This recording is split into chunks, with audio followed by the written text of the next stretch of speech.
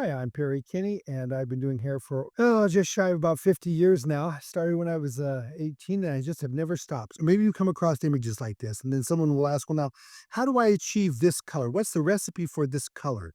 Expecting that someone within that site is going to be able to tell them what to mix to get the end result. Here's the problem with that kind of thing. There are a lot of factors involved that will not allow you to just put on a recipe and get a result.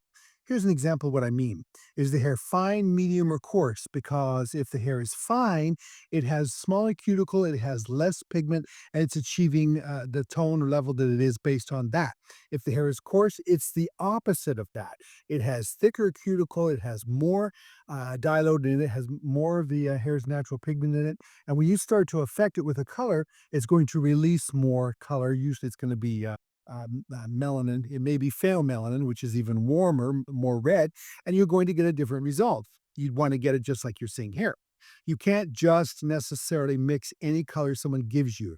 And just because people give you a recipe, if you're a hair colorist, something to keep in mind is that just because they're giving you a recipe doesn't mean you have that hair color line. And since hair color lines are not universal in the way in which they approach things. Hair colors are not made the same. They're made with the same ingredients, paraphenylene, diamine, and then couplers, but they're not the same exact levels.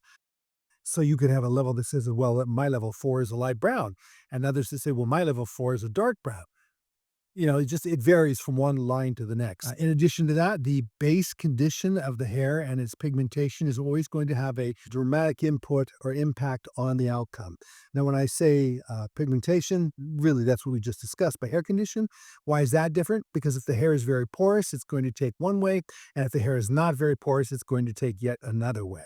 If the hair is very thick or coarse, it's going to require one kind of a developer. If the hair is very fine, it's going to require yet another. Oh, and by the way, in case you didn't know this, all hair color basically is formulated to match medium textured hair. In addition to that, there are such things as external variables that are going to make a difference, such things as mineral buildup, hard water, things of that nature. And it can make the hair basically appear 2 levels lighter or darker than it's intended based on what you're doing. Because hair varies in porosity, natural level, condition, chemistry, history, requires more than a singular formula applied to it universally. You can't just put one color on there, scalp the ends, one recipe, scalp the ends, and get the results you might think you want. Not going to work. In addition to that, proper formulation involves understanding both the unique physical state of each person's hair and the chemistry that's at play at any given point in time, and that can vary from one product line to another. Someone can point you in the right direction, perhaps, but that doesn't mean you're going to get the end results you want. What you need to do is take any formulation you decide upon and give it a try. Try it out on a mannequin that's about the level you want. Better yet, here's something you could do. Reach out to the color company you are currently using and tell them these are the end results I want. This is her hair texture. These are the color of her eyes. This is the color of her skin. She is of this nationality, and I would like to achieve these end results. Can you steer me in the right direction? And then have them do it instead of a total stranger on the internet. That's just not going to work for you. In short, hair coloring is both an art and a science. It demands personalized analysis and thoughtful formulation. No universal recipe is going to do the trick for all the variables involved. It is not about the hair color you're using, it's about your skill set, your skill level. Approach the color company you're already carrying. Start there. Much safer way to do it.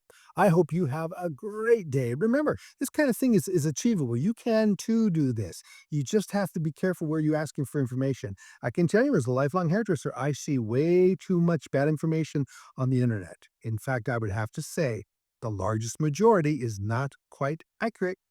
So please be careful. I hope you have a great day. And if you would like to, just go ahead and find me at YouTube. It's Perry Kinney Hair Coach. And if there's any way I can answer any questions that might be helpful, let me know. I will try my best. Take care. Have a great day. Bye for now.